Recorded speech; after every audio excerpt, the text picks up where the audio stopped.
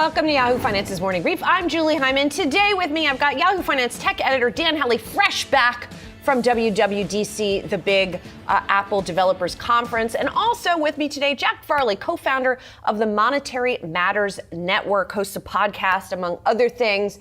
Jack, it's good to have you here with us. Julie, it's a pleasure. Thank you. As a newbie, we appreciate it. So kicking things off today, we've got futures that are slightly in the green. So maybe we'll see a little bit of a recovery today. We've got, obviously people still weighing the AI trade, but on the other hand, they're also weighing what's going on the macro front. And today we got PPI, producer prices, wholesale inflation. And just to run through the numbers here real quick, the headline number for the month over month wholesale inflation, 1.1%. That was considerably higher than estimated. But if you strip out food and energy, it was 0.4%, which was better than estimated and a deceleration from the prior month. Year over year is a big number, 6.5%. Again, most of that is because of those sort of one or more volatile elements. If you strip that out, you get 4.9%, which matched the prior month and was better than estimated. So I guess the takeaway here is that headline inflation remains hot. Core inflation, again, on the wholesale level, not as hot. And Jack, I know you pay a lot of attention to this stuff. So I'm curious what you make of not just this, but if you kind of put it together with what we heard on CPI yesterday and like what all of this means for the Fed. Well, I think the bond market isn't very freaked out. I think that they're looking at core inflation and saying it's range bound, and what is the reason the line is going up is because of energy prices, and that's something that we can control and measure by looking at the price of oil every day. So it doesn't seem to me to be a freak out that far. I mean, so far. I think that the chance that the Fed cuts rates has been dramatically reduced in markets. And obviously, as you know, they've been pricing in hikes. I would be a little bit of a fader of those hikes. Mm-hmm. I think that they are probably not going to happen unless we see like oil 130, Yeah, 140. I don't think they're going to happen either, but who knows at this point. And by the way, on the oil front, we should mention President Trump is out this morning talking about some pretty dramatic attacks that the U.S. is planning on Iran tonight. He's been posting all morning. He's talking about hitting Iran, and he says, that they're basically going to try and wipe it out. So it sounds like an attempt at a decisive move to end the conflict, although there have been attempts at that before. It's interesting that oil prices are not much changed on this, which is quite interesting. Brent, little changed. WTI, little changed. Sort of, it seems like there's this confusion about how this is going to turn out, what exactly it means. I have heard, some economists talk about that, like even if you back out oil, that underlying services inflation is more persistent than they want it to be. So that presents issues as well, potentially. I don't know. Yeah, I mean, I think the rental, the shelter component has been there for a while. It's funny, like if you actually talk to real estate people, there's so much going on that isn't captured. Shelter inflation has just been persistently like above where it needs to be for literally 6 years now. And so that's a big component of the services. But I think that that's not something new to the market. I think the market gets freaked out. It's like, okay, services inflation, rental inflation, shelter inflation is above where it needs to be, but we can process that. I think where the market would freak out is if something new happens with oil. And I think maybe some people watching this today may be scratching their heads saying, oh my God, the U.S. just escalated the war. Why is the price of oil not going up? And I totally understand their concerns, but just to like put people in the minds of risk takers or like the hedge funds, I think that if you are on a hedge fund and if you make money, you do really well and get rewarded, and if you do badly, you get honestly fired. Like anytime Trump said something that would cause the price of oil to go up, if you bought call options or got long oil, you were punished for that. So I think the market is taking a view of skepticism towards news flow on this war to bid up oil. Because they've been punished perhaps in the past. Although energy stocks they're still the winners on the year, which is quite interesting. Dan, what's interesting to me as well as we talk about inflation and PPI in particular, I was trying to dig into the report to find chips. Where is the evidence of chip prices going up? And I believe it's within electronic components and accessories, which saw almost a 27% gain year over year. And I find that interesting because the argument among some economists, Kevin Warsh included, by the way, is that AI is going to increase productivity and as a result sort of be a long-term force to bring prices down. But certainly that's not happening in the short term, right? No. In the short term, it's causing upward pressure on inflation in a lot of different areas, whether you're talking about chips or things like electricity. Yeah, and I think that those kind of predictions that it'll make us all more productive right now are just basically limited to, coders, right? That's where it's getting the most play. I think that's a much longer term kind of goal of the broader productivity. People are still trying to figure out how to use this in their workplaces, right?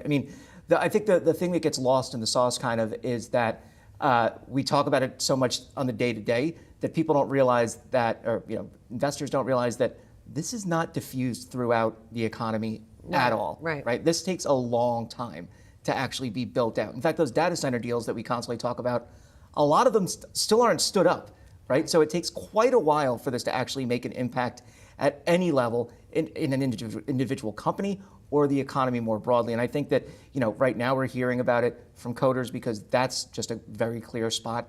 Anthropic doing a great job there, OpenAI in that space as well, doing very well. But I don't think that on a standard productivity level, you'll hear things from different tech companies saying, "Oh, our workers did, this, and we got this much more, work out of them, or they spent fewer hours doing X, Y, Z." But I think the reality is, for the most part, we still haven't seen that actual outcome hit. If, by the way, it does, because that's still very much up in the air. Yeah, we haven't seen it in the productivity numbers overall, right? Sort of the macro numbers that we watch. When we talk to companies, they've mentioned it here and there. It's more the expectation, right, that it's going to happen. Yeah, I believe in productivity as a concept. I'm a bit of a skeptic in terms of measuring the data, because I think when you have a true productivity boom, the players are going to kind of be over-investing, honestly, in capital and labor. And so, for example, the biggest increase in productivity in the terms of the data was in March and April of 2020 when you had massive layoffs. So workers went down, and just mathematically productivity went up. So I think it's kind of I'm a little bit of a skeptic there. And I think when it comes to token maxing, yeah, you're seeing a huge investment on the enterprise side that maybe has taken a little bit of a stall. There's have a bit of a backlash against it. Yeah, we've been definitely talking. Just lighting money on fire. I think Hallie and I are in the same camp on that. Okay, well, while we're talking about spending though, so let's take it to topic number 2 then, because that takes us to Oracle really, because it is, if not Exhibit A, it's certainly a big participant in the spending that we have talked about, right? So the company's spending for its last fiscal year, $55.7 billion.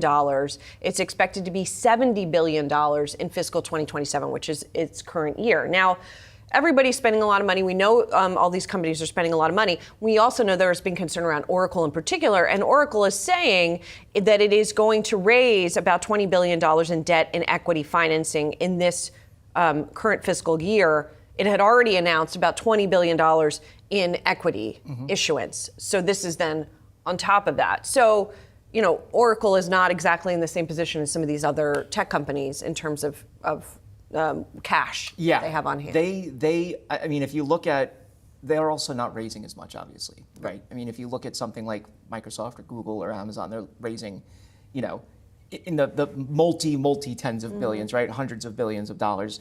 I think it's 725 around there was the total that they're expected to spend this year. Yeah. By the way, going up next year. Yes. So yes. If everything remains, on the level. And yeah, I think for Oracle, obviously a lot of the kind of concern is the fact that it's so tied up with OpenAI, right? They have that $300 billion 5-year deal. There's been concern as to, will OpenAI be able to continue to pay for these kinds of build outs, and they continue to build out. And so they filed their S1 on Monday, or confidentially.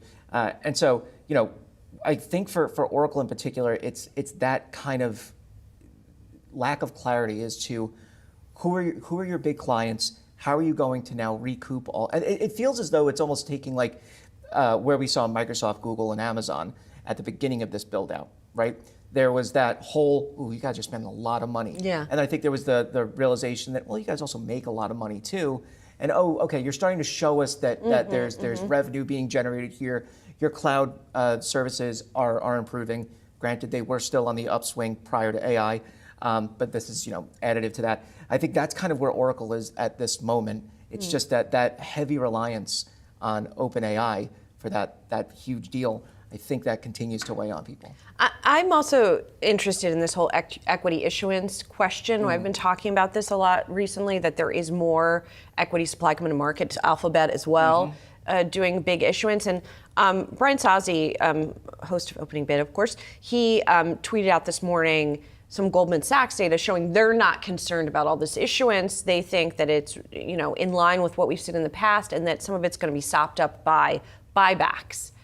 But you do have to wonder at some point. I mean, we've seen individual stocks certainly get punished for this. Yeah, I mean, you have huge companies that were doing tens of billions of buybacks that now are going to be large issuers. So they're doing reverse. The number's gone from a giant positive number to a giant negative number.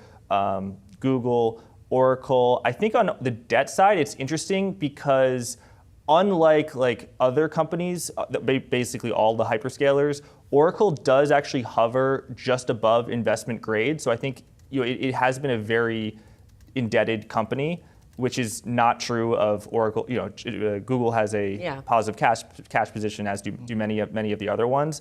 It's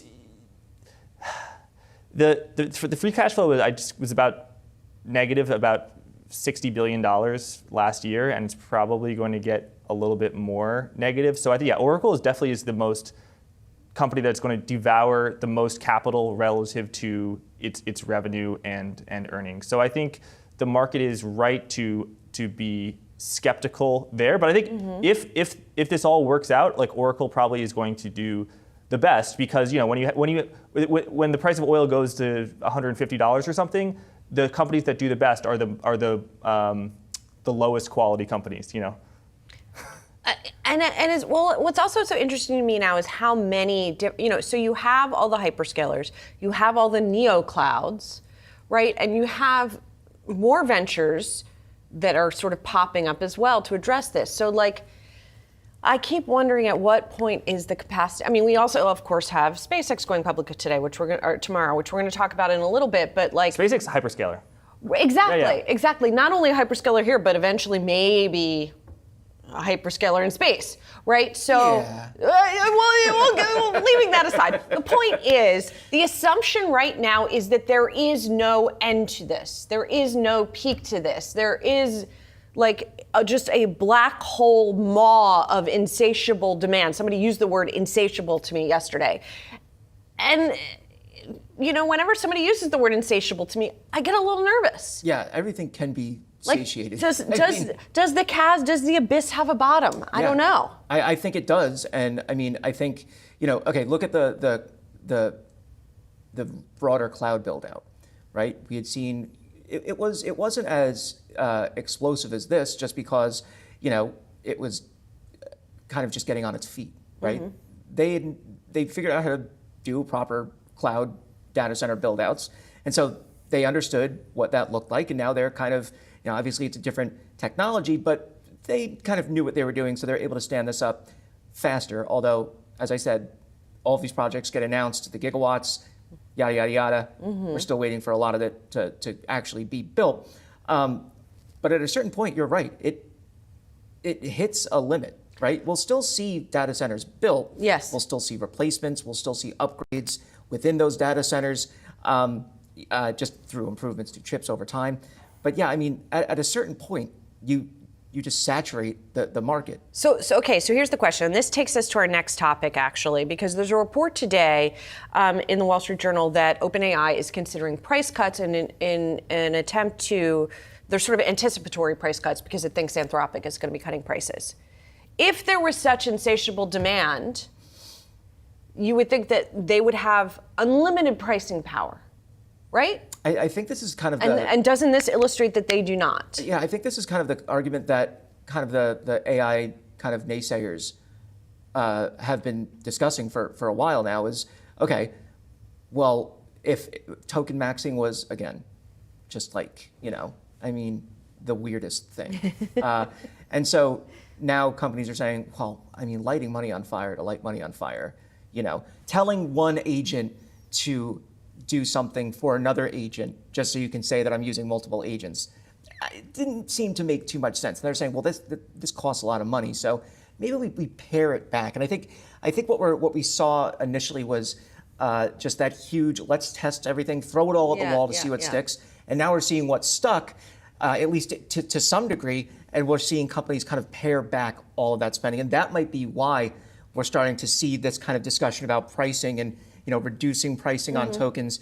When Anthropic just announced their Fable 5 model, and they discussed pricing per token. I forget what exactly it was, but you look at the pricing over time, and obviously it's going to be coming down at a certain point. I think more broadly. Well, I guess maybe the certain point is now. Right, and I also think it's the Coke to Pepsi thing, right? It's like this is good over here, this is good for me. Well, that's good for you. RC Cola somewhere. So yeah, I mean, what do you think all of this says about their pricing power and what it means about demand going forward? Well, I think the question is, can agentic AI be used at scale by people who are not just software engineers? Mm-hmm. If the question is yes, then I think the admittedly very bullish expectations and forecasts of demand are probably accurate. If not, then I definitely think you could have a hiccup. I guess I think, let's say if current demand is X and people expect it to be 8X in a few years, and so they're investing in supply, I think that you could say that, okay, it's only going to be 4X, and that could be a disappointment. But I don't know. I mean, I still think it is going to grow just a tremendous amount. I mean, there's so many people who are not using AI. There are so many people who are not using that many tokens, and I don't know. I'm pretty bullish on token demand. Now maybe supply is going to increase more. I also think that the data centers being delayed is actually short term quite good just for token pricing, because that means that compute is still in a relative shortage. Constrained. Well, that could mean that constrained, exactly. But that could mean that people are going to overinvest, and then when it eventually comes online. So I'm not doubting the narrative that there will be a bust. I mean, every boom leads to a bust. I don't think it's this year, and I don't even know if it's going to be next year. I think we're in a compute constrained world for the near future. And my answer, by the way, to your question about whether there is at scale we're going to see normies using agents, I think the answer is probably no, at least for a very long time. Okay, tell me why. Because there's no killer app yet. I'm a normie. I'm not a coder by any sense. Hallie is a little bit more, and so I used. So one of our very kind software engineers here walked me through how to code something. And it was sort of an experiment that I was trying to pull some transcripts about something, and it worked fine, and I did fine, and I did it, and then I was like, okay, I did that. I don't need to use it for anything else right now. Okay, but and by the way, I'm not someone who's super advanced on using AI. I'd say I use it a lot, but I'm not a token I use master. it, but I use it a lot, but I don't code. Yes. I use Claude and ask it and do stuff on it, but I'm not coding. Right. No, me neither. But what about saying, okay, PPI is at 8:30. At 8:30 and 1 second, you need to give me the data, have it be a notification, and some insights. Don't give me the analysis. I'll do my own analysis, but give me the pieces of information to form my analysis quickly because I'm live on air. So I think the way that gets to normies is through Google, Apple. It's kind of at WWDC, they kind of laid out their vision for AI, which is leave all that dork nonsense at the front door. Here's just a straight up easy interface. Just make it useful. Yes, and I think that's the issue for the kind of normies, regular folks is, look, I set up my agents in Gemini, right? Some of them just stink out loud, right? They just can't do what I want them to do the right way. Some of them are great, but I know what I have to do that. Once I think you put a lot of this in front of normal folks, they're going to say, well, what the hell? I'll just go to Google. Why do I have to do this? Right. I don't think for most people, in most instances, they need that kind of capability. I think once it's on their devices in a consumer setting, that makes more sense. However, I do think that those capabilities are good for the enterprise. I think that's Yeah. obviously where this all shines. That's why Anthropic, made that big bet. Okay, guys, we gotta move to our last topic, or else we're gonna run out of time, and we're already gonna run out of time, and we don't have enough time to talk about it. But such as are the vagaries of video. So I stepped in it because SpaceX, right? Bloomberg's reporting this morning that there is far more retail demand for this thing than is available. And I stepped in it because I tweeted yesterday, the SpaceX hype and frenzy have reached a fever pitch ahead of the IPO, but I haven't met a single retail investor who was aiming to buy. And I asked if people were. This didn't mean I don't think they're out there. It's just that I didn't hadn't talked. Everybody we've talked to on the air has said, we're recommending to our clients to wait. And so in response, I got several categories of response. One was, yes, I'm trying for an allocation. Another was, I'm waiting. And of course, the third was, you are an idiot. Which was not insignificant. But like some of the tweets, like somebody whose handle or who calls himself Florida's best roofer said, little man here, I plan on getting 5 shares. It's not much, but I believe, which gets to the crux of the whole thing, right? Somebody else said, I really want to own it, but the valuation is too high at IPO. Somebody else said, I'll buy when the price re-enters the Earth's atmosphere. So those were like the very, some people are like, no way, of course I'm not buying it. Other people are like, you're a total idiot. Of course everyone is buying. I don't know. Do you know anybody who's buying? Like, what are you hearing out there? No one personally, but I do think that all the institutions are bearish. And again, institutions are never bearish, they're only cautious, right? But no one wants to step in it, recommend it to their clients, and then it's down a tremendous amount when it goes public tomorrow. I think that there could be a lot of buying on the open of I also think that a lot of retail investors, like myself included, don't really have a lot of experience in terms of getting an allocation. So the way that they participate in IPOs is like buying it when it opens. When it opens. But people this time have an opportunity to they can at least request an allocation. Although I was seeing some like mixed about whether people were getting that allocation. Here's somebody else who has like a very specific plan and how they're thinking about it. Oh, that was the 1 to 4 people. It was the other one. The 1 to 4 shares is less than rent. I'll buy it if it goes below this price. Like they had a very specific plan for it. Yeah, I mean, I don't know anybody personally that is investing in it. I don't know very many people that invest in individual companies. Just 1 or 2 friends maybe will invest in individual companies. In particular, I think most people that I know who are retail are in some kind of fund. And I think a lot of this, as you said, is kind of based around the hope of the story. Yeah, it's the story, and it's like, okay, yeah, well, like Starlink makes the most money, which blew my mind that Starlink makes the most money, out of anything. Yes. XAI is kind of in the same boat as the other AI companies, where it's just burning money, and now they're renting out. Guess what? It's worse because Grok as a model is right. Yes. I mean, in my view, at least. In terms of number of users. You wouldn't consider it next to those, and I mean, they're renting out data center space to other companies now because they're not using it all. Yes. So it's like, all right, that's a side of it, and then obviously SpaceX itself has government contracts when it comes to the rocket launches, but they lose money in that business. Yes. Yeah. Yes. Starlink exactly. is they lose money in the everything moneymaker. except Starlink. All right, we got to go. I knew this was going to happen. Well, we're going to talk about it a heck of a lot more tomorrow, so stay tuned for that. And we've got a poll on Twitter as well about where you think the shares are going to open up. So please chime in on that. Jack, thank you so much for coming in. Really appreciate it. Hals, thanks a lot. That does it for Morning Brief. Brian Sozzi's got you next on Opening Bid.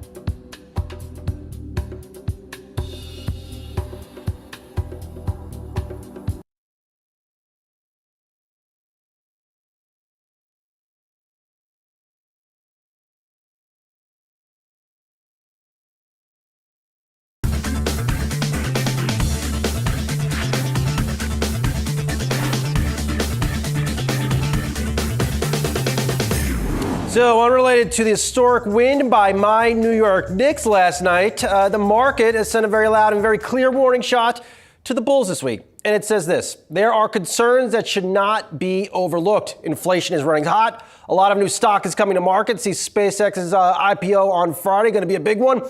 And tech companies continue to spend some more at the expense of their profits. Just look at the sell-off today in Oracle after it said it will spend more on CapEx than analysts expected. This is not unlike the negative response to Broadcom earnings we got last week. The end result of these many worries, the Mag 7 has lost $2 trillion in value so far in June.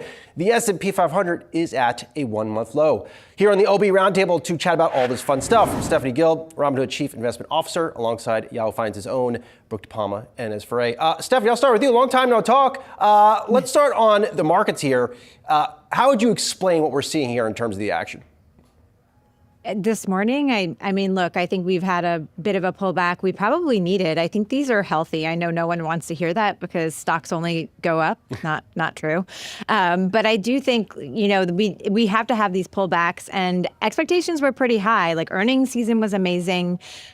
We had I think just expectations got to a point where earnings season would continue like that. And we are heading into a time where equity issuance is high. I mean, not only with the SpaceX IPO, but we just had in the last week, I think it was over $100 billion worth of equity issuance announced from Google and others. And that has to be absorbed into the market. And so I do think it's actually really healthy to see VIX finally up a little bit as well. Stephanie, for the average investor out there who's not used to seeing, some of the concerns that you just brought up with equity issuance. Of course, you got SpaceX coming to market. It's going to issue a lot of shares. In a couple of months, you might get OpenAI, Anthropic issuing shares, coming to market, being public companies. Why is increased equity issuance, why would that cause a sell-off in other areas of the market? Because people have a finite amount of capital. So yes, you can put you can take cash from your savings account and invest in an IPO if that's what you want to do. But a lot of times what you end up happening is you have index funds that are kind of forced to make investments. And we know that Nasdaq, for example, will have SpaceX in its index. And so you may end up having a bunch of portfolio managers and index providers and even investors saying, okay, I want to own some of this and I have to take it from somewhere. And unless it's coming from cash, it may come from other stocks. And as I read this morning, and I think it was from Bloomberg, that the IPO about 4 times oversubscribed. Of course, that is SpaceX. I'm not surprised. Yeah, it's oversubscribed. And you have analysts that are saying that even though these IPOs are big, they're not extreme. You've got Goldman Sachs saying this and basically saying that the equity issuance is not going to derail the bull market. And Goldman Sachs still has an $8,000 price target for the S&P 500, a target for the year-end S&P 500, still thinking that it will go to that. But you are seeing sort of nervousness in the market about so much issuance. You had Nomura that put out a note last night talking about these markets cannot resume to all-time highs again until you get the Mag 7s back in. And you've had them, as you mentioned, losing $2 trillion in market value in in June this month. And so, and a lot of these companies are they're maybe not buying back as many shares as they used to. Maybe they've halted those buybacks or trimmed them down, and instead you're seeing these equity raises. Part of the reason why you're seeing Oracle that's down this morning as well. So this is something that Wall Street has been watching. Brooke, big day, of course, for the Nasdaq. You're down there. What's the mood down there ahead of that SpaceX IPO? The mood is relatively regular. I feel like earlier in this week, heading into this week, there was a lot of excitement, a lot of anticipation. I'm going to make my way around to a few different floors here at the Nasdaq to get the vibe later on after opening bid. But I think that there's just been this ongoing underlying momentum heading to tomorrow. But today, relatively quiet. But I kind of feel like the quiet before the big storm tomorrow, Brian. Yeah, no, big storm indeed. Steffi, to the extent you could share, what are you seeing? Of course, Robinhood's playing a key role in bringing SpaceX to the average investor out there that wants a piece of Elon Musk beyond the world of Tesla. What have you seen on your platform over the past 48 hours? I mean, you've definitely seen people taking advantage of the pullback that we've had, and they've been buying Micron, NVIDIA, the names that have been, suffering in the very recent pullback. So, and net buyers as well. We are definitely not seeing a pullback in, or at least anyone being nervous. The only difference I think I'd see in versus other times is that our customers tend to focus on single stocks, and when there are pullbacks, they tend to use ETFs a little bit more to get more exposure, and I've definitely been seeing that. As far as the SpaceX IPO, I'm not able to say anything other than I am getting a lot of DMs on X asking for exposure, which I obviously cannot provide. No, fair. They'll track you down, Stephanie. I mean, it's, hey. You know what is interesting? You and I talked a little about, look, we taped the podcast, you, me, and Steve Quirk earlier in the week. We'll air that a little bit later on. But we had a great conversation on this being an important moment, SpaceX IPO for the retail investor. How is a retail investor different today compared to, let's say, go back to the Facebook IPO of 2012? They seem, of course, they have more tools, but I think this is just a better generation of retail investor. I think, yeah, we have, our customer base is really in the weeds. I think if you're not on X and you want to trade stocks, like, you're definitely going to miss something, because I hear about things faster there, and you see people deep diving in the difference between CPOs and NPOs, and the article this morning from Reuters talking about INPs, being halted from China. People are getting into the weeds and wanting to understand what's driving these companies, but then they're also kind of believing in the long-term growth stories of, Elon Musk. Definitely, because Tesla's always been our kind of top holding across the platform. But you see people really getting involved in the stories behind the companies. Stephanie, do you think the Mag 7 can work? And that was some great reporting. Right now, if you go to yahoofinance.com, our Jared Blickery is the one tossing out all those stats on how much the Mag 7 has lost. I believe it was over $2 trillion in net worth or net value so far this month. Can the Mag 7 come back to life? At the same time, we have a very compelling story in SpaceX. And then you have investors waiting on the sideline, that average investor waiting on the sideline for a potential piece of Anthropic and OpenAI, really like game-changing AI companies. I've had this view for a while. I call it there's more to life than the Mag 7. I've had that for over a year now. I just don't think that's where you have these companies that were cash cows. They're now cash spenders and cash users. They're issuing more. They used to be, as Inez said, they used to be stock buyback, like tech was, and comm services. Over the last 10 years, they bought back like $3 trillion worth of stock. And now they're expected to spend $1 trillion in 2027. So I actually don't think, NVIDIA, I think, is a little bit different because they they are kind of at the center of demand right now. But I think a lot of the other Mag 7 are just, it's not really like, I'd rather own where the cash flow is going. And as I'm seeing, there's so much, of course, so much interest in SpaceX, but there is just this core, not even want to say a core group, a growing core group of people that are all in on Elon. And they missed out on Tesla, and they are not going to miss out on the SpaceX opportunity as they see it. No, and this is really about Elon Musk and Elon Musk's vision and the fact they had done a stock split before this IPO. This is also for that accessibility to the retail investor so that the retail investor can sort of access these shares and the allocation that they're going to give to retail investors. I mean, these are the ones that have sort of kept Tesla in the headlines and Tesla growing as much as it has over the years. We've been diving into the actual C-suite here at SpaceX. And Brooke, I'm going to come to you first on the COO of SpaceX, Gwynne Shotwell. She's been at the company since 2002, really a badass in the space. She really is. I mean, the stories that we're hearing about her and just her journey that she's been on alongside Elon Musk, she sort of seems like the pragmatist, the engineer behind all of Elon Musk's crazy ideas. Some of the things that I read on her was that because of the fact that their first successful mission was in Scotland, apparently now at every launch, she puts 2 Post-it notes on the inside of her shoes that say the word Scotland on it in order to sort of mimic that same feeling in hopes that it's successful yet again. It's also rumored that she has a Starlink on top of her car so that she doesn't lose service while on calls with Elon Musk on her road trip home when she's in Texas.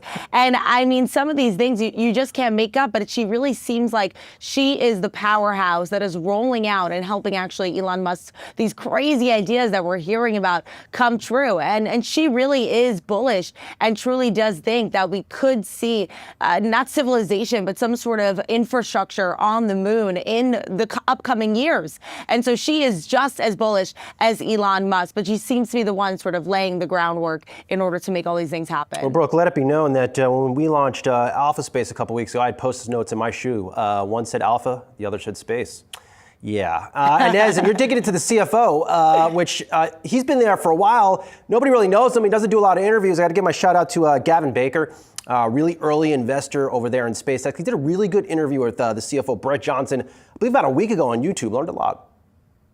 Yeah, that's right. And that interview is online. And he joined SpaceX in 2011 as a CFO, Brent Johnson. And this guy, you are going to see more and more of him because when he spoke in this interview that Elon Musk posted this week, I mean, he talked about the holy grail of rocketry, rapid reusability. This person has overseen the finances behind all of this, their launch platform, Starship, Starlink, terrestrial compute, orbital compute now, their Terrafab. Also, keep in mind, he's overseeing the merger with XAI. And will Tesla and SpaceX merge? He will oversee that if that happens. He previously had been at Broadcom before. So this is somebody who you will see more and more of and hear more of in the coming years, I think, after this IPO. Stephanie, can you imagine running the financial models on SpaceX, being that person? I mean, yeah. How do you handicap the trip to Mars? I don't know. I don't know what the revenue could be there on that planet. So yeah, I hope it's good for them. Yeah, we wish him well, and I suspect he's probably still underpaid. All right, Stephanie, Brooke, and Nez, good to see you all. And yeah, I'm ready for that SpaceX IPO tomorrow, no doubt about it. All right, the World Cup officially kicks off today, and every serious investor in the online sports betting and prediction market space needs to understand exactly what this moment means because the numbers here are totally staggering. The expanded 48-team format delivers 104 total matches, a roughly 60% jump in bettable inventory compared to any previous tournament. That kind of volume surge is landing in June and July, which have historically been the softest seasonal months for the online sports betting handle in the entire calendar year, meaning operators are about to flood their quietest window with the single biggest betting event on the planet. I sat down with Flutter CEO Peter Jackson on my Power Players podcast, chat about the World Cup impact. Flutter operates betting platform FanDuel in the U.S. Well, we think the volumes will be twice as big as as last time. And part of that is because of the strength of our business in America now. Half of the states in America people can bet on, with FanDuel on a regulated OSB, and so that's a big change from 4 years ago. To put it into a sense of perspective, we'll have 100,000 bets a minute coming through the platform. It's massive, right? So the infrastructure we have to stand up with AWS and our other cloud partners is huge, right?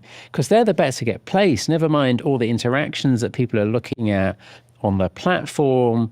You think about all the streams of information we have flowing in to help us reprice games when they're live. We'll have 100 traders managing the platforms. It's a massive undertaking. Full disclosure, I'm not a bettor. It's just not something I've done historically. So when the games are on, what creative bets are you seeing on the platform? Well, for us, the World Cup is, a lot of the time, it is about acquiring new customers onto our platform. Sure. So, the volumes are important, but it's an opportunity to connect with people who've not had a bet before. And so, when America, have that opening match, right, what can you bet on? Right? Well, let's think about soccer, right? So, you've got 2 phases of the World Cup are going to happen. There's these group stages, right? 4 teams in a group. They play each other on a sort of round-robin basis to see which are the top 3 teams, and they'll go through. And then they go into like a bracket, and it's the sort of knockout event. So, of course, in the group stages, America will be playing, all right, Team USA. They could win, they could lose, or they could draw. Right? You get 3 points for a win, 1 point for a draw. You may pick a player, right? So I think Kylian Mbappe, who plays for France, is probably the person that everybody thinks is going to win the Golden Boot, score the most goals. So you could be betting on France to win. You could bet on Mbappe to score. Actually, you could have him to score a header. You could have the number of corners that are going to occur. So it's that micro. Oh, very. That's where granular. it is right now. Right, and you could choose who you want to be ahead in the first half, what you want the correct score to be.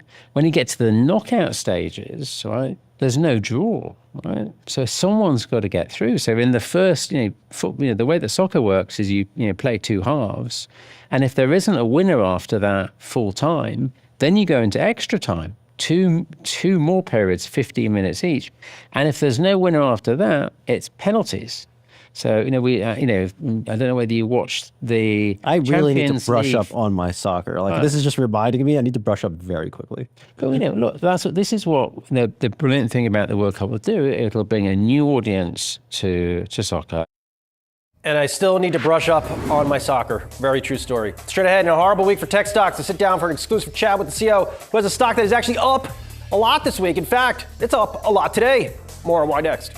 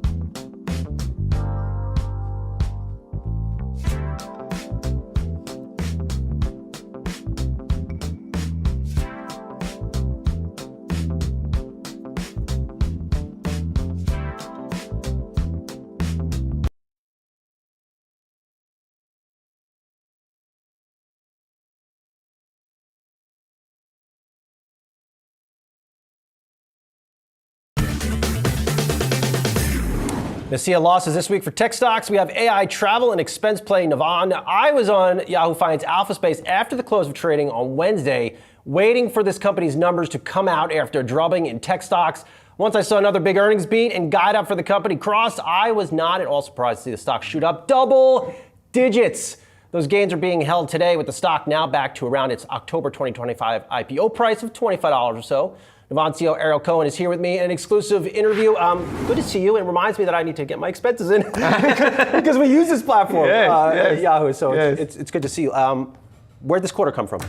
Yeah, it's actually your user. So and it was even in the call yesterday, the earning call, one of the analysts mentioned that he uses us. And I think if you use us, you know where the earnings are coming from.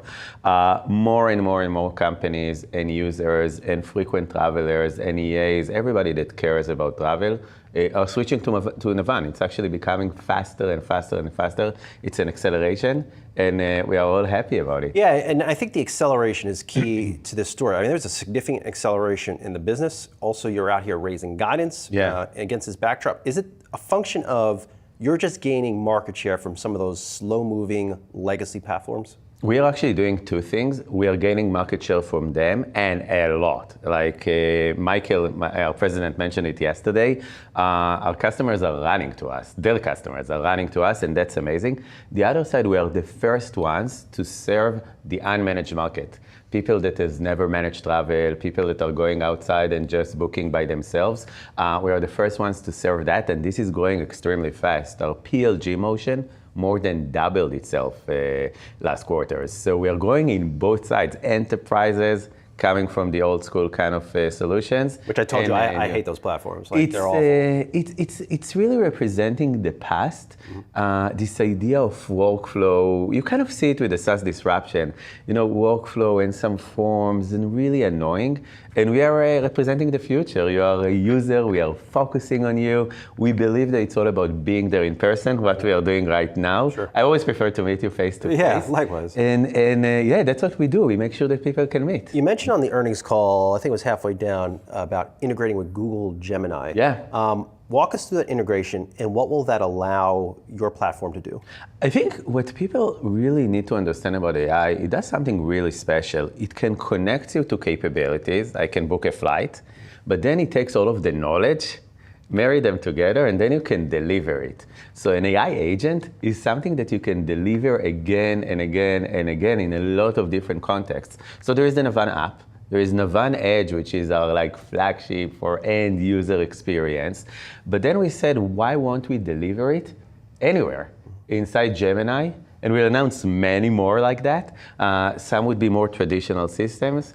Some would be the new systems. So it's amazing. You, as the user, can use whatever you want. So I can just book my whole trip via Gemini? Yeah, if you guys are using Gemini Enterprise and obviously use Navan, you can actually book the entire trip through Gemini. That's wild. You know, I mentioned the stock back to the IPO price. Is that a validating moment for you? I mean, we saw the stock, it was showing it right there on the screen. It came under pressure after the IPO, but now you're back. Like, what did everyone miss? I'm so happy about it. It's first of all for the team, for our investors.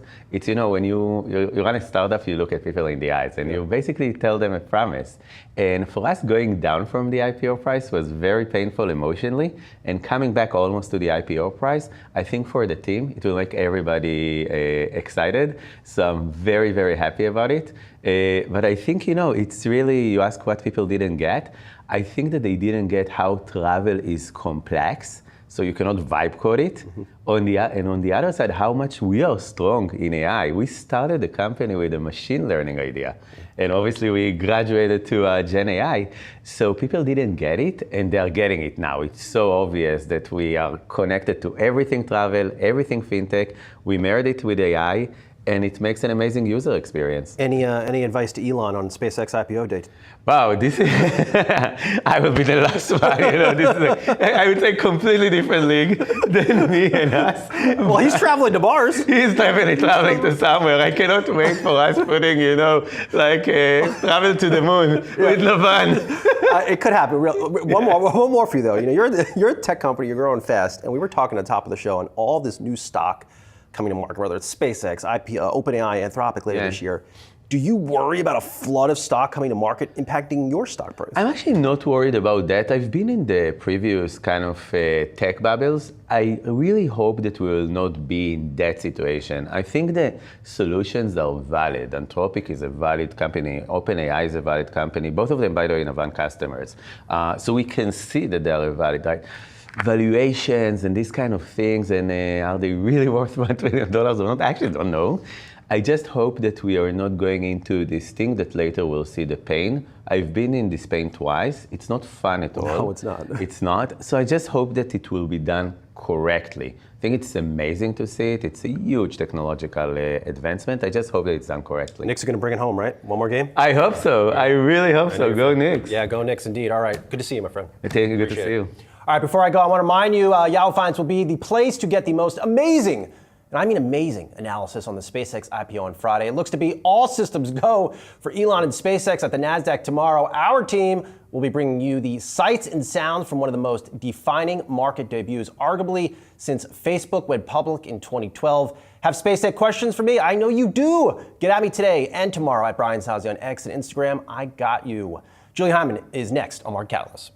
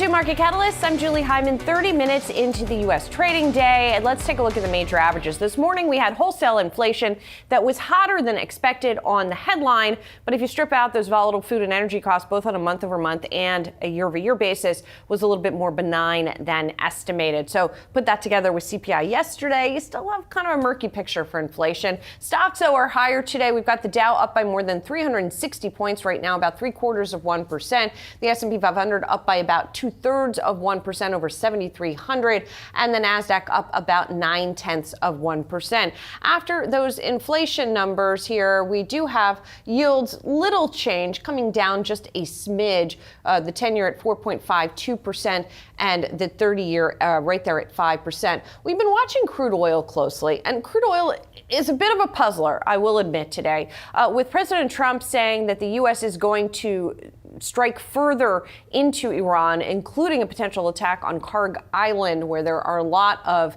natural gas assets in particular. Crude oil futures have been kind of all over the map here. We did see a leg up when we had that headline come out, that social media posting come out from the president, and then kind of drifting down here. There seems to be some confusion about, what exactly these attacks are going to do. What does it do then for flows going through the Strait of Hormuz? Who knows? Whatever the case, it doesn't seem to be having an effect on the overall equity market, even as we see it play out in the oil markets. Now, looking at the sectors in the S&P 500, we do have energy under a little bit of pressure today, just a smidge, but tech is outperforming. It's up by 2.1%. Industrials also doing well, along with materials. And within tech, of course, we have a couple of big things going on. We had Oracle earnings, which disappointed, not so much the earnings side, but the spending side of things, disappointing because the company is ramping up spending and saying it's going to be issuing more equity and more debt even than it had planned. So that's something investors are watching closely.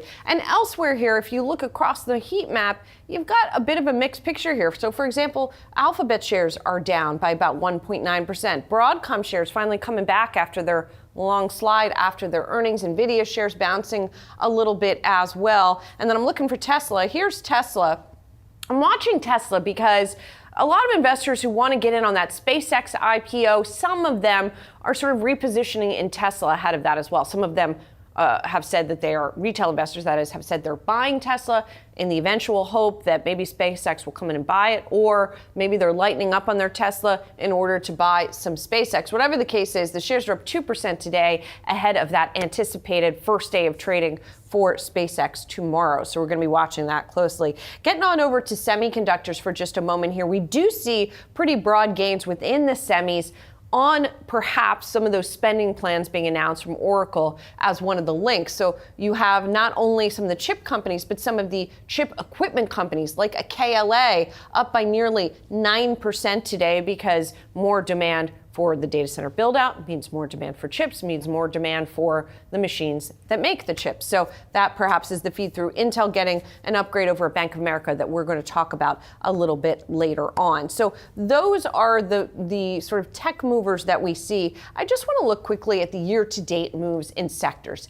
Energy is still the best performing sector here year to date, followed by technology. Those have been the big engines. Of course, tech much bigger because of its weighting behind the lift that we've seen in the markets this year. So let's talk a little bit more about where we could go from here in the markets. Joining me now is somebody who's pretty optimistic, as he tends to be. John Stolfus is joining me, Oppenheimer & Company Chief Investment Strategist. John, it's always great to see you. And I'm wondering how you're thinking about the balance of the year. We're almost halfway through here. We've had some volatility sort of creep in, but it still feels like there was this underlying enthusiasm about the AI trade, even as it's taken some hits. Well, first of all, it's great to be on the show with you as always. But I've got to say where we are now, we're in the process of seeing a transformational period in terms of the way things are for both business and for the consumer. It is, and for labor, it is and likely an era that will produce fruitfully even as it disrupts. And in the meantime, the fortunate thing is we have the fundamentals are remarkably good. We would say they remain resilient, not robust. We don't want to see robust because that's when people get too crazy. But resilient means it has the ability to offset negatives. And we're seeing that today in the chips, for example. But we'd have to say, we continue with our call. We like information tech, consumer discretionary, industrials, financials, and communication services, not necessarily in that order. But we would say those are our favorite sectors. Some of those are still out of favor, but today we see them performing better. We've got infotech and industrials are among the top 4 best performers today. Yes, indeed, we have been seeing that today. So John, within technology, you've been on Wall Street for a minute or two, and so I know that you've heard a lot of the comparisons to the .com bubble, right? So where we are now, and seeing some air come out of some of these high flyers, I know that people have talked a lot about, well, these high flyers are backed up by earnings growth. Are there any areas where that's not the case, where you do think there is room perhaps for a little bit more rationality to come to the market? Well, I think the first thing is, the last 43 years, I did go through the tech bubble, and must say the big differences here is that was almost a primitive era. If we consider the tech bubble was 26, 27 years ago? Oh my gosh. We still had modems that at home we'd plug into the wall and they'd go, the screens would freeze regularly, and your best friend was always the tech guy who could get you back online. So today we'd have to say, within this selling that we've seen, we think we're seeing some kind of recognition that indeed it's for segments of this business that are investing in the process of building the infrastructure for AI, it's natural. There's beginning to be an acceptance. It's going to take longer before they get profit from what they're investing, which is not atypical of investing itself. It seemed for a while people were saying they were expecting almost overnight profitability, overnight adaptation. It's amazing the adaptation to the degree that both business and the consumer, as well as the leisure user of AI, has been rapid growth in that, which it projects well for the overall usage, because we're all on the upgrade cycle, whether we like it or not. But it does mean that the weaker players will likely be called to task, and the stronger players, the babies that have gotten thrown out with the bathwater in any downdraft in this process, and we're seeing some of that today in the semis, we'd like to think, we see them getting rewarded and recognized again. But we're still in a period, transitional, transformational, day-to-day. Some days the traders take it, risk off, risk on, risk off, risk on. Other days, the intermediate to longer term investors investing to keep for serious purposes, retirement, putting kids through school, things like that. They are looking for those babies that get thrown out with the bathwater, hopefully, and not looking just to buy dips. You got to look for the better stuff, we think. Well, and it's been interesting, actually, during this tech sell-off that we saw last week, that we were seeing things like the Dow transports get bought up, right? And some of those other areas, perhaps, that you're talking about. Maybe that gives you some optimism here, that people aren't just wholesale selling, that they are looking, not just buying the dips, but looking for maybe what you would term quality when those dips are happening.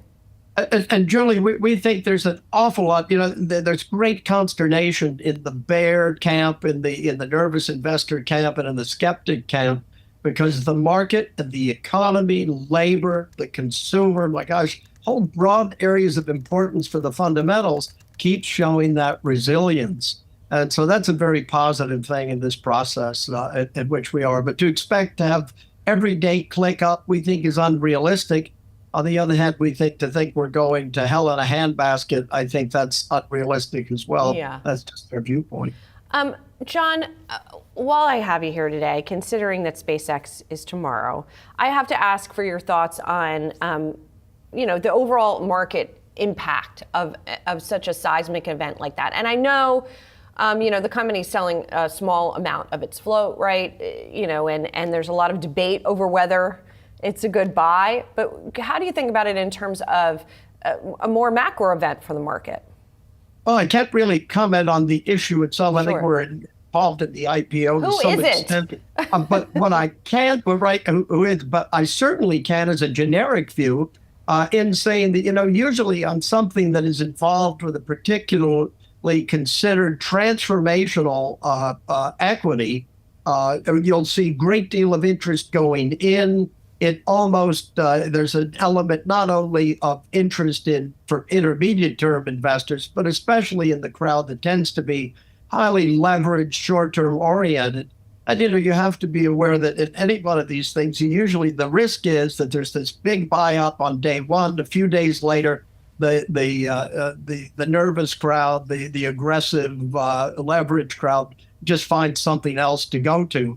But you have to decide for yourself, if you're involved in things like this, what's your objective? Is it short term? Is it intermediate term? It's know thyself. But we'd have to say this, that things that are involving technology with people who have been proven to be successful at introducing technology, it gives right away, it augurs for things that will likely produce overall better results than the negative concept might expect. John, I'm also curious. As I was talking about earlier on the show, I made the mistake of tweeting and asking and saying I didn't know any individual retail investors who were planning to ask for an allocation. And of course, I got a lot of responses. And one of the responses I got was said, in a manner of speaking, like, you dummy, this is why the market's been selling off. It's because people are raising money to buy the SpaceX IPO. And I'm curious if you think that has been a pressure and a factor in the selling over the past week. And if you think that the other big IPOs that are going to come to market are going to create similar pressure. Well, the fact that this coming up is the biggest IPO in the history of the markets, right? This would expect that it would certainly be a contributing factor. But I think the underlying contributing factors are just the changes in the price of oil. Is the ECB going to raise rates? And we did see it did. Mm-hmm. What's the U.S. going to do? What's Warsh going to do next week? All the excitement is generated across areas. And within traders, you've got to remember, I've been fortunate enough to have had experience working in trading floors, trading rooms. And it's the objective can be relatively short term. The attitude towards a particular security or sentiment to a sector or market capitalization or style, growth versus value, can change like the Texas weather in a matter of minutes, But what really counts for us as intermediate to longer term investors, our goal being beyond, is what's happening, the direction of serious investing, the quality of the companies, and once again, the fact that technology is driving all the sectors, in that any company that does not get involved to keep updated in its technology risks falling behind, whether it's a value or a growth or a growthier value or a garpier growth, what have you. We are all on the upgrade cycle, whether we like it or not, because once the technology genie comes out of the bottle, it doesn't go back in. It will morph. It'll adapt to, and there will be failures in certain areas, and there will be responses to that, huge successes, all kinds of changes in these things. But the overall trend tells us, look at the internet. It survived the tech bubble, and many of the better companies survived the tech bubble and now are thriving to the point that they drive market performance of the S&P 500. Yeah, the relentless tech upgrade cycle we can't escape. John, it's great to see you. I hope you have a good one. Thank you. Thanks for having me. Take care. Coming up, we're going to zero in a little more specifically on SpaceX and why historical returns could mean trouble ahead for that largest ever IPO. We'll be right back.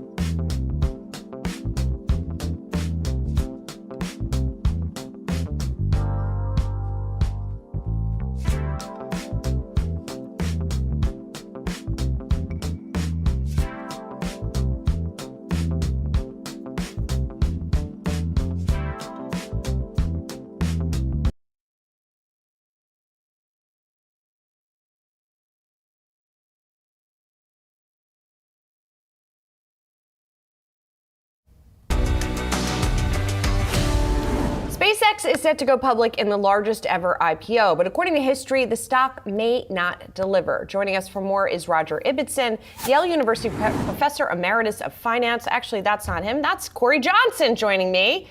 Roger Ibbotson will be along in a moment. We were having some technical difficulties. That sounded good for me.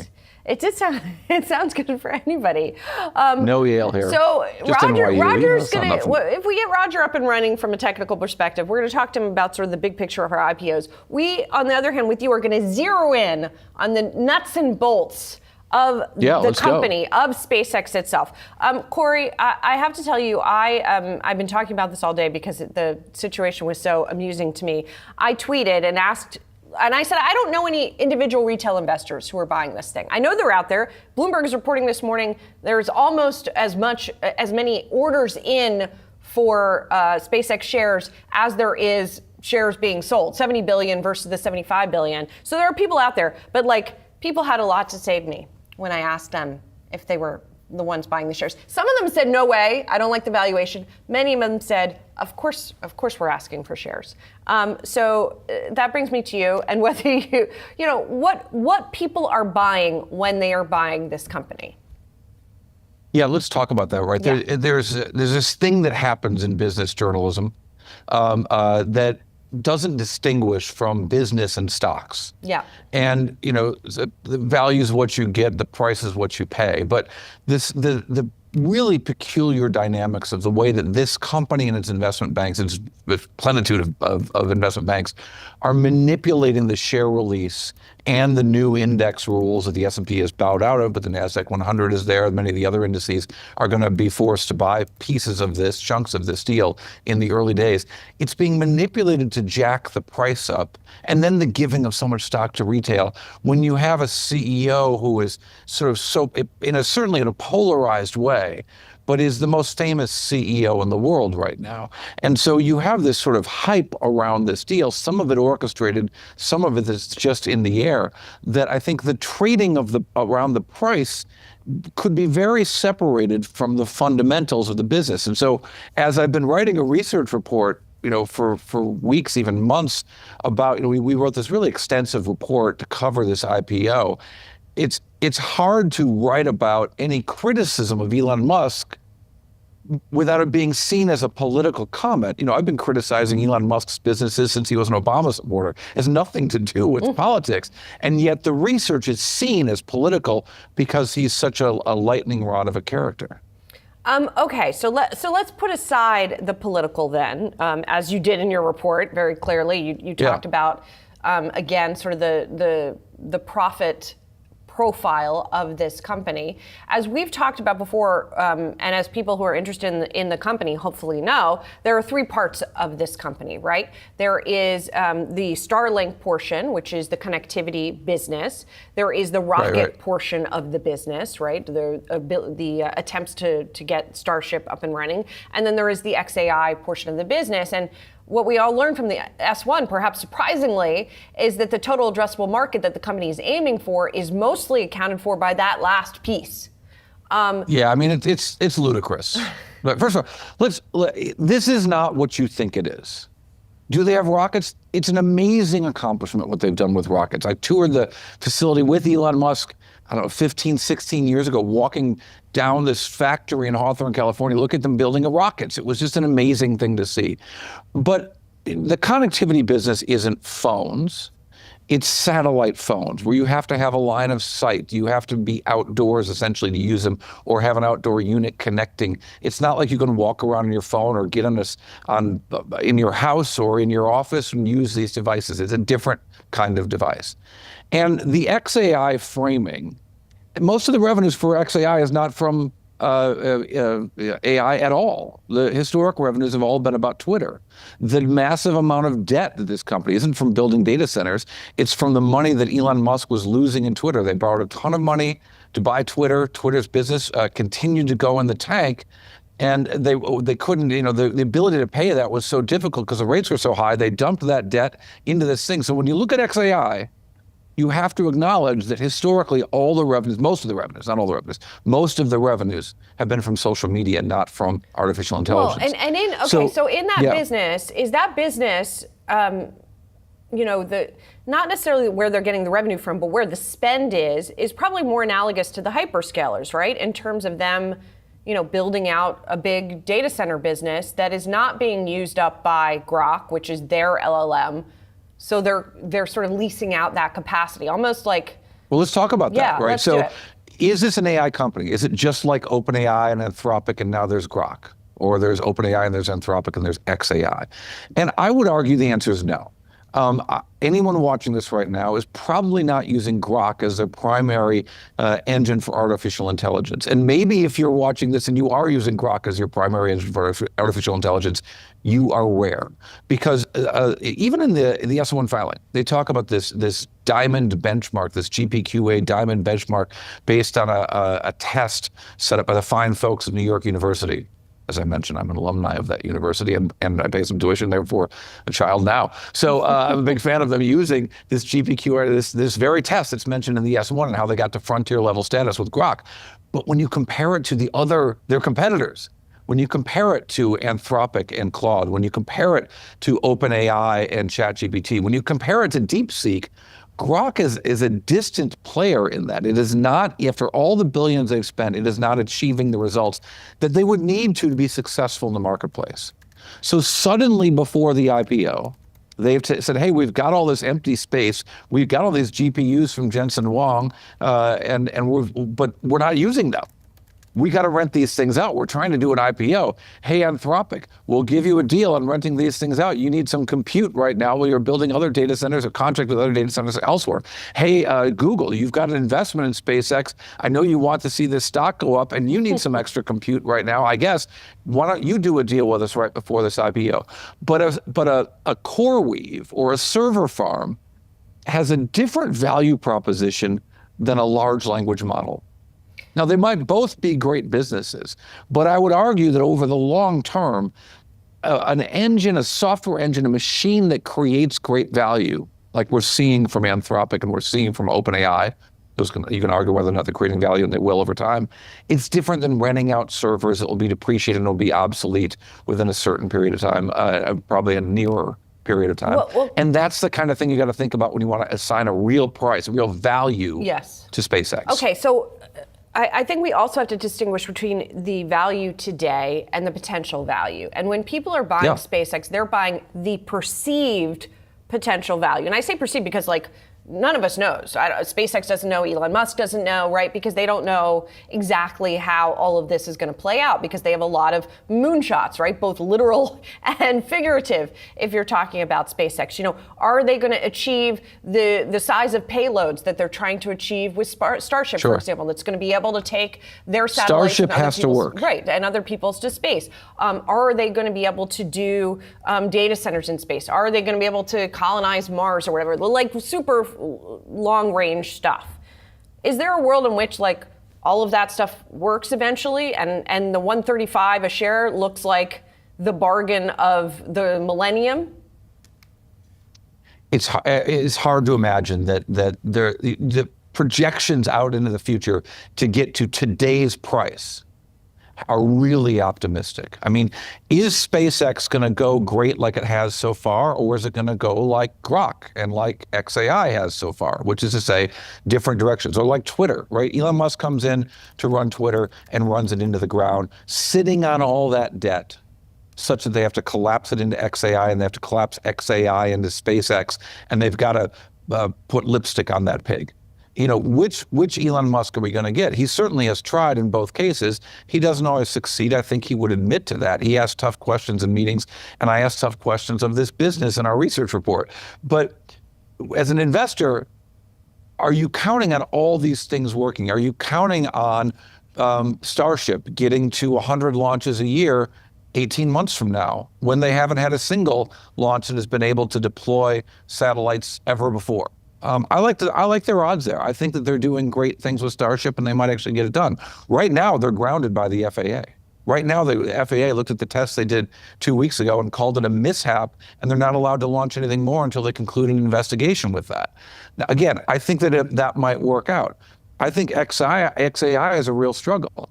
To quote my friend Jim Chanos, the contracts with Anthropic and Google to use the XAI data centers have more easy outs than a kid's T-ball game.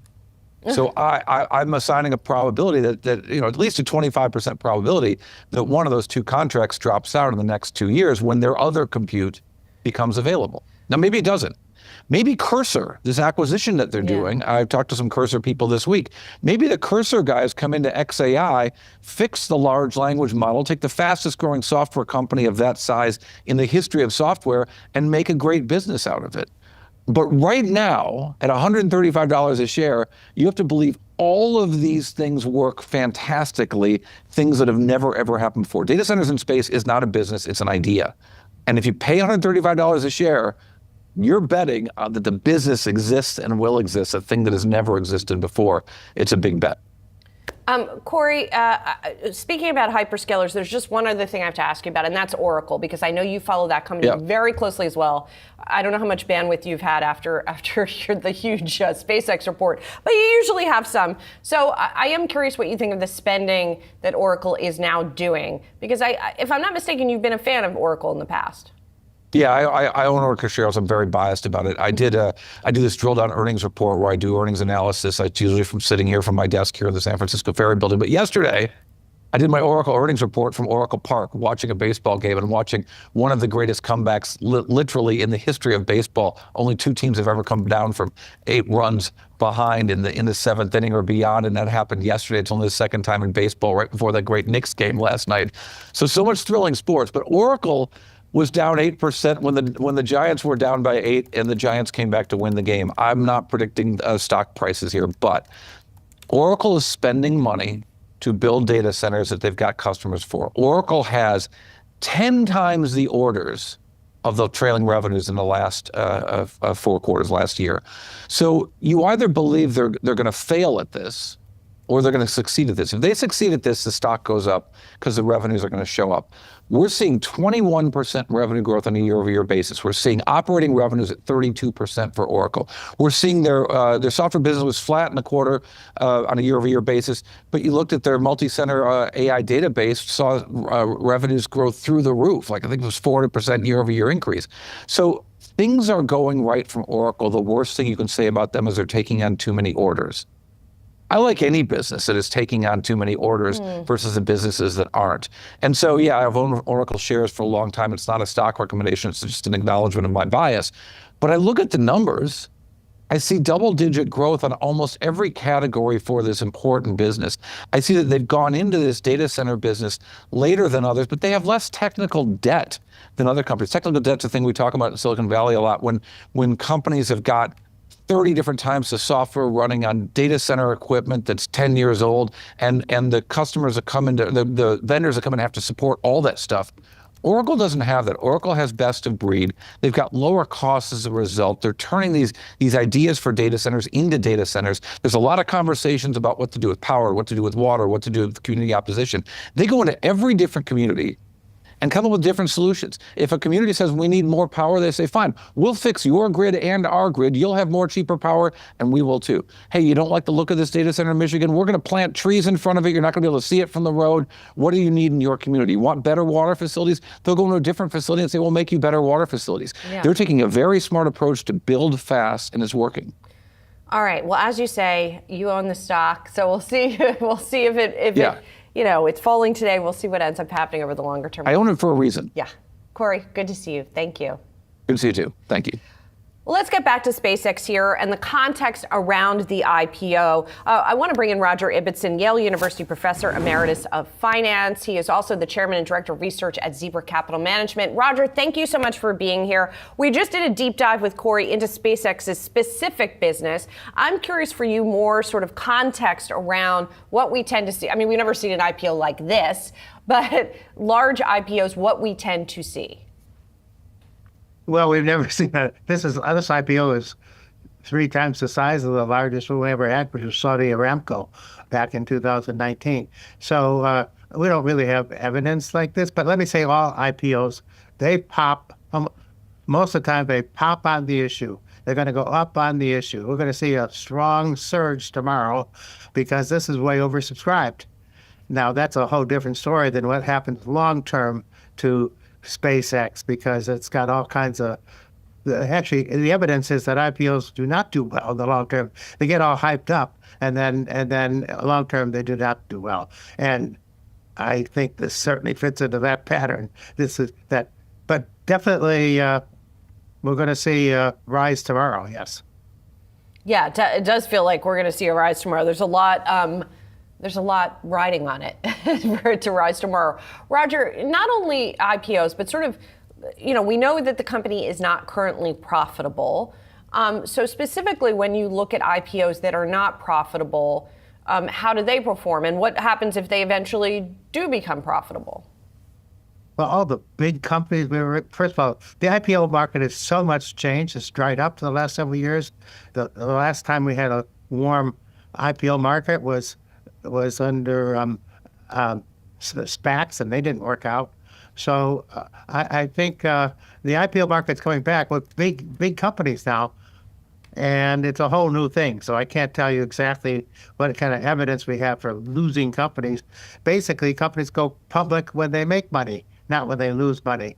And so that's a whole different situation. And Roger, whether or not the company makes money and whether or not any of it makes sense is rational on paper, right? And the valuation on paper makes sense. If you look at Elon Musk's history in particular with Tesla, there is, I've long called it faith-based investing, right? It's people who believe in the story. So I guess the question is, how long can that keep something going? It seems like in the past it's kept things going for a pretty long time. I think it can keep things going for a while. Yes, that we're going to see. It could be a good buy right now for the short term and so forth. But you have to look at longer term. They're actually only selling $75 billion is a lot of dollars, but this is a 1.75 capitalization, which puts us easily in the top 10 companies in the U.S., really in the world. And so this they're basically only offering less than 5% of the capitalization here. The other 95%, those people want to get out, really. They've made a bundle of money already. So we're talking about people who have really become millionaires and so forth, and institutional investors and venture capital firms and private equity firms that have invested in this, that have waited a long time to get their money out, and now they're loaded with a lot of money. So it's like an iceberg. There's a lot of sellers underneath. Yes, we have this oversubscription, which is going to carry the day in the short term. And yes, we have some index providers that have to basically buy this, but they'll be buying the float, which is more like less than 5% of the capitalization. You've got 95% of the capitalization that ultimately, I think, wants to sell eventually. And so I don't know how long it's going to carry forward here as a big positive returns, but I wouldn't be optimistic on the whole as a long-term investor, certainly. We shall see. Roger, thank you so much for your perspective. I appreciate it. Coming up, the World Cup is officially kicking off today. Yahoo Finance talks to the Kansas City Chief CEO as the city gets ready to host matches. We'll be right back.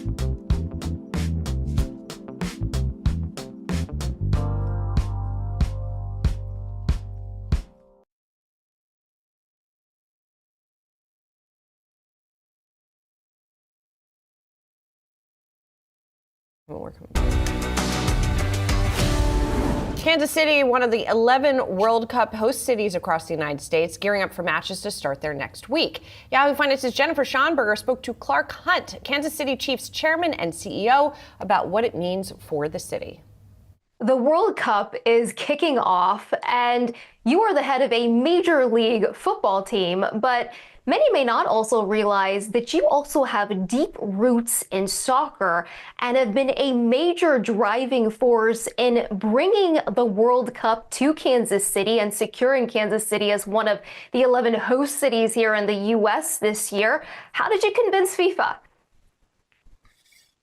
Well, it was a team effort here in Kansas City. The Sports Commission did an amazing job of putting together a very compelling bid. I think Kansas City is unique in terms of the infrastructure that it has for the sport of soccer. It has a Major League Soccer specific stadium. It has an NWSL soccer specific stadium, and really has a long history now with the sport of soccer. And I think FIFA was just very impressed by everything they saw here in Kansas City. Plus, the opportunity to play World Cup games in Arrowhead, I think, was really appealing to everybody. And this has been decades in the making. Your dad, Lamar Hunt, was actually one of the co-founders of Major League Soccer here in the U.S. and had tried to bring the World Cup to Kansas City somewhat over 30 years ago. FIFA ended up going in a different direction at that time, but here we are some 30 years later. Tell me about how you transformed the field and what you needed to do at Arrowhead Stadium to ready it for the soccer matches. Yeah, you're exactly right that 30 years ago we were not successful in getting FIFA to bring matches to Kansas City.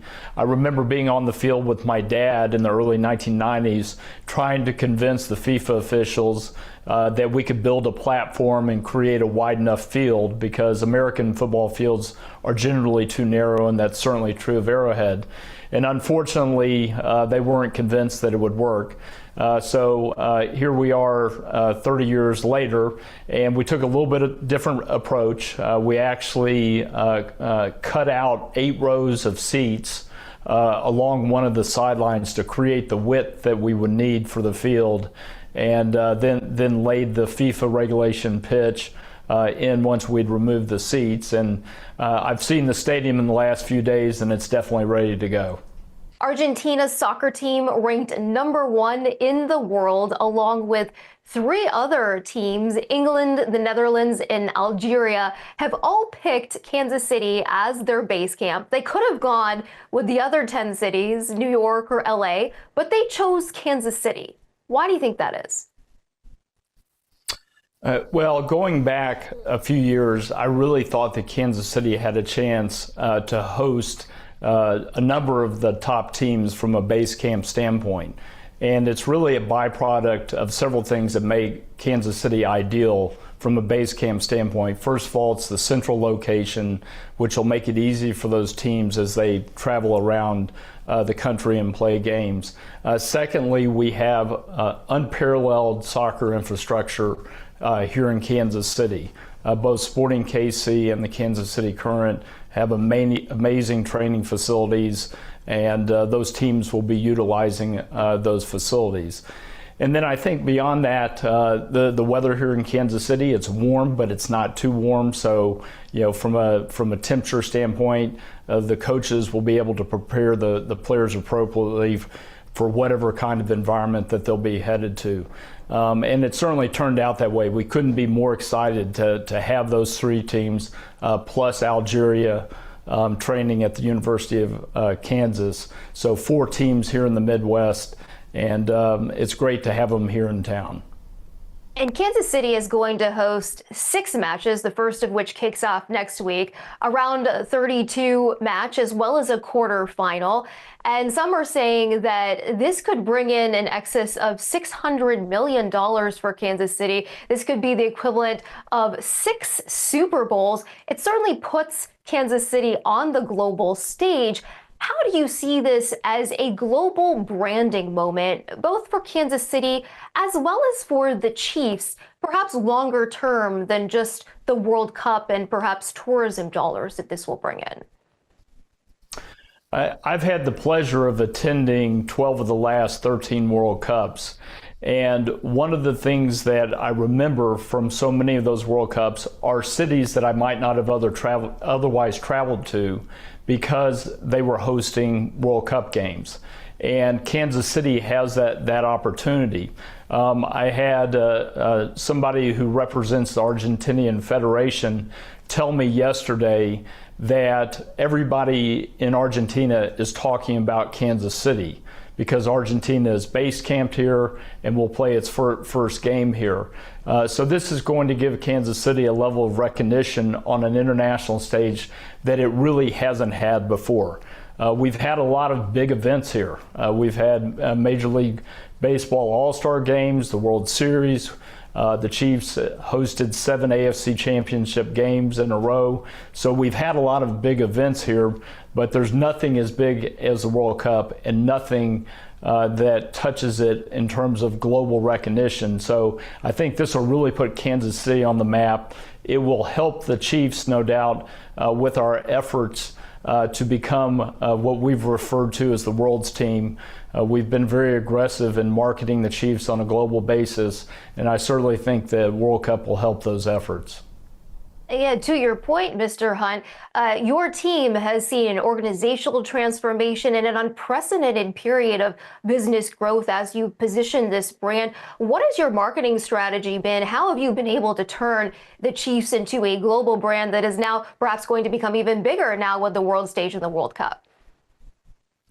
Well, going back 10 or 15 years ago when we were not as successful on the field, Mark Donovan, who's the president of the Chiefs, and I spent a lot of time talking about the moment in time when we would be successful.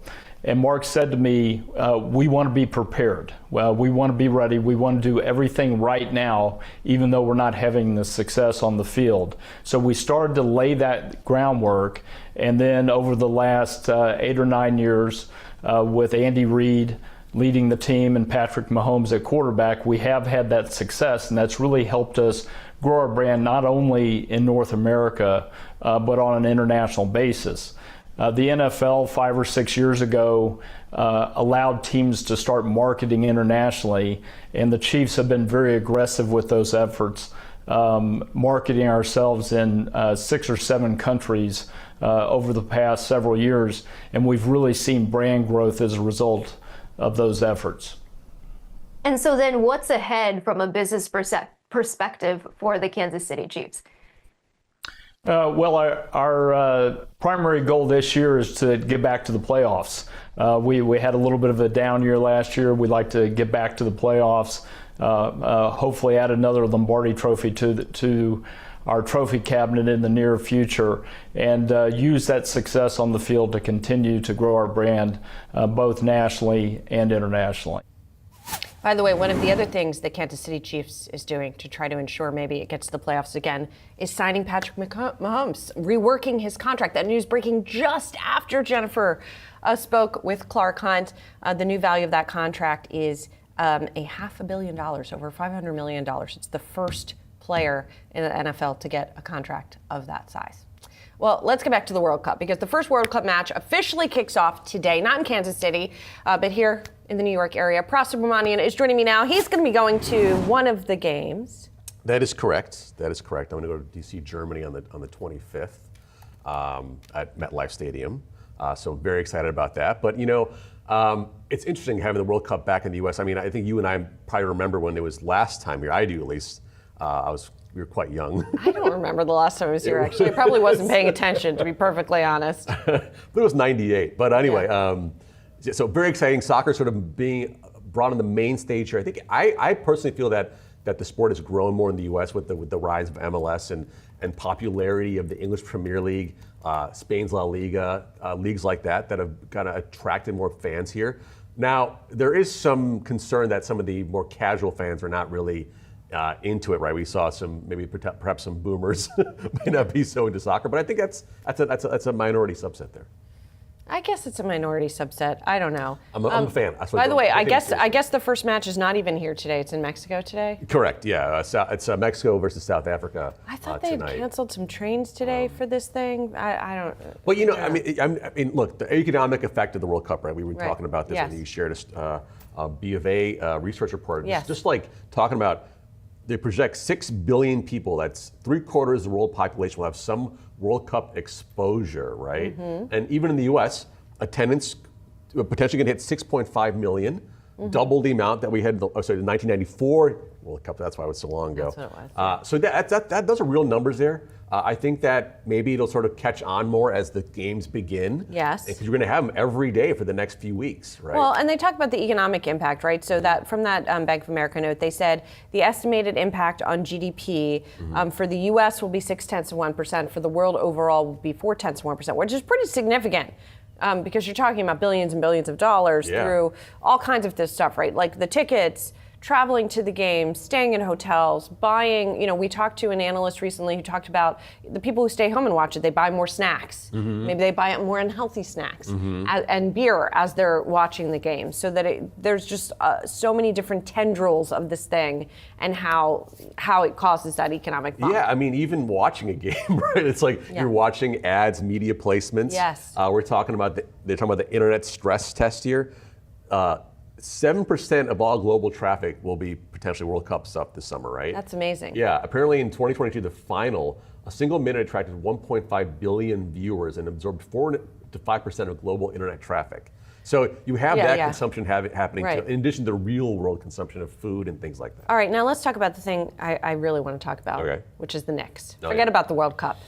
We're in New York. Everybody's excited about the Knicks. And there is an economic impact from that too, obviously, right? There's more people in the city who are fans who come from the surrounding areas. They're going to bars. They're not allowed to have the party outside the Garden, but they're spending their money. Yeah, so real quick, if I may just do a quick World Cup thing. I think that's why the World Cup's not been heating up in the New York City area so much. Oh, that's interesting. Is because everyone's so drawn. I mean, the game last night. Amazing. I don't know how to even explain a comeback like that. I can't. I'm still kind of in shock. I'm from Chicago. I'm not even a Knicks fan, but You can't help but be excited about it, though. I'm rooting for them. I'm watching the game. And I can't believe what I just saw. Anunoby, I mean, just a miracle play there. But yes, I think what's happening is the New York area is so captured by the Knicks. Because it's just the one team that doesn't have a split. There's no Jets versus Giants. Yeah, there's no Mets versus That's a great Yankees. point. That's a great point. Islanders versus Rangers versus Devils. It's just the Knicks. Well, you have the Nets too. Aww. But when they're, it's a great story. Yeah. So but I mean, there's. I think Mamdani said 200 million of impact for the city. There's more coming up too. There is, because they're going to win more. They're going to win it all. All right, thanks, Frost. Appreciate it. Coming up, we'll be taking a look at some of today's trending tickers. Sorry, they're rapping in my.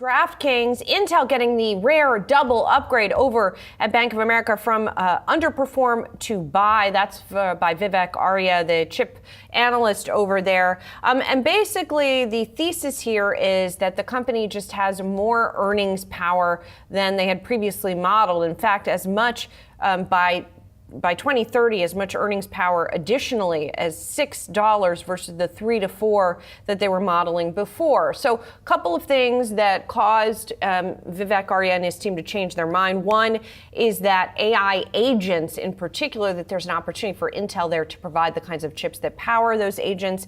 And secondly, this long-awaited switch for Intel to be a fab, a maker of chips for other companies. Right now, Intel, the opportunity has mostly been in Intel making chips for itself.